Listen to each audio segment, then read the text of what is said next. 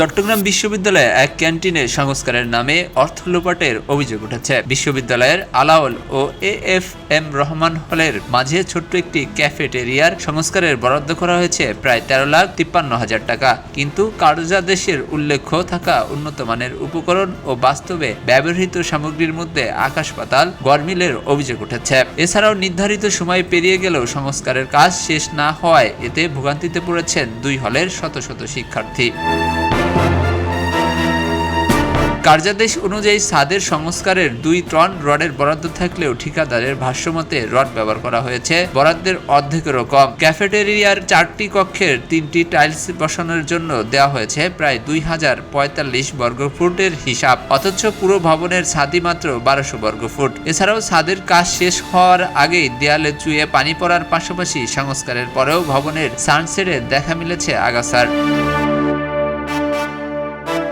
অভিযোগ রয়েছে কার্যাদেশে তামার পানির ট্যাপ, উন্নত মানের এলইডি লাইট, নতুন কিচেন সিঙ্ক, 3টে আয়না ও গ্লাস শেলফের কথা থাকলেও বাস্তবে ব্যবহার করা হয়েছে নিম্নমানের সামগ্রী। আবার কিছু উপকরণের অস্তিত্বই পাওয়া যায়নি। বাইরের অ্যাক্রিলিক রঙের বরাদ্দ থাকলেও রঙের মান নিয়েও প্রশ্ন তুলেছেন শিক্ষার্থীরা। শুধু এগুলোই নয়, civil work, sanitary work, electronic work সহ প্রতিটি কাজেই মিলছে গরমিলের তথ্য।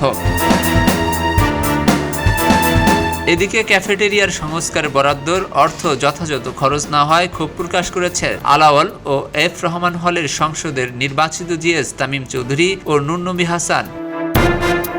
এই ক্যান্টিন হচ্ছে এফ রহমান এবং আলাওল হলে। তো আমরা প্রথম থেকে এফ রহমান হল সংসদ এবং আলাওল হল সংসদ ওইটার সাথে দেখাশোনার দায়িত্বে ছিলাম, এখন পর্যন্ত দেখতেছি। তো দেখার মাঝে আমরা আমাদের বেশ কয়েকটা গাফলতি পাইছি।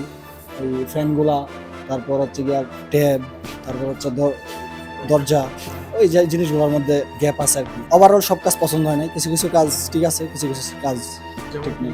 যে টাকা বাজেট হয়েছে সেই টাকার তুলনায় কাজ পর্যাপ্ত হয় নাই বিদায় আমাদের এফ রহমান হল ছাত্র সংসদ এবং আলাওল হল ছাত্র সংসদ দুই হলের প্রতিষ্ঠাতাদের সাথে আমরা কথা বলে আমরা হচ্ছে গিয়া ক্যান্টিন বন্ধ করে রাখছিলাম।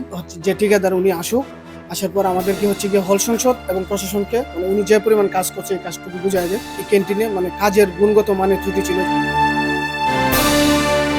এদিকে গত 8ই মার্চ প্রায় 13 লাখ টাকায় সর্বনিম্ন বিড করে কাজটি পায় হাফিজা এন্টারপ্রাইজ। কাজটির তদারকির দায়িত্বে পড়ে বিশ্ববিদ্যালয়ের প্রকৌশল দপ্তরের কর্মকর্তা এমদাদুল হক রিয়াল, মোহাম্মদ আবদুল্লাহ আজম এবং ইলেকট্রনিক কাজের তদারকির দায়িত্বে আছেন ইলেকট্রিক্যাল ইঞ্জিনিয়ার মোহাম্মদ মহসিন উদ্দিন। সংস্কার কার্যক্রম শুরু করে 14 মে কাজ সমাপ্ত হওয়ার কথা থাকলেও নির্ধারিত সময়ে 1.5 মাস পার হলেও কাজ শেষ হয়নি। তবে দায়িত্বরত ইঞ্জিনিয়ারদের বিরুদ্ধে প্রশ্ন উঠেছে অতিরিক্ত বরাদ্দ দেখিয়ে এবং কাজ পূর্ণাঙ্গ তদারকি না করেই এসব নিম্নমানের কাজ করে আর্থিক অনৈতিকতার চেষ্টা করার।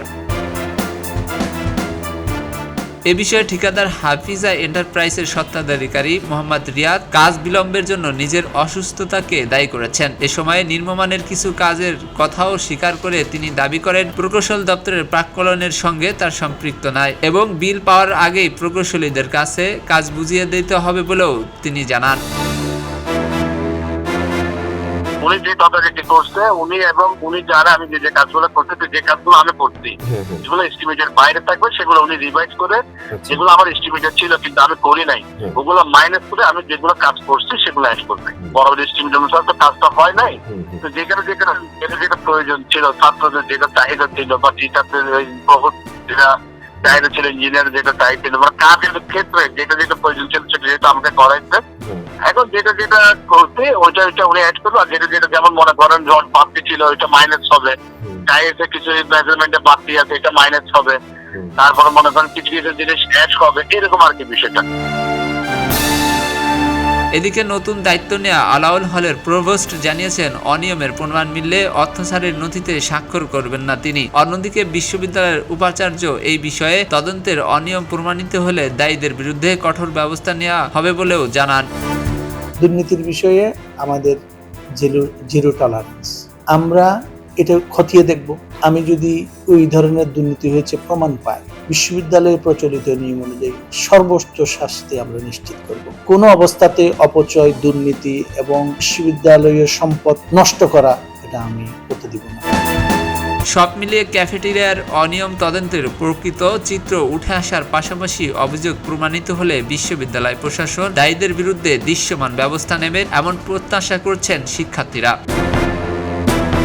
খবরের কাগজ, নিখাদ, নির্ভীক, নিরপেক্ষ।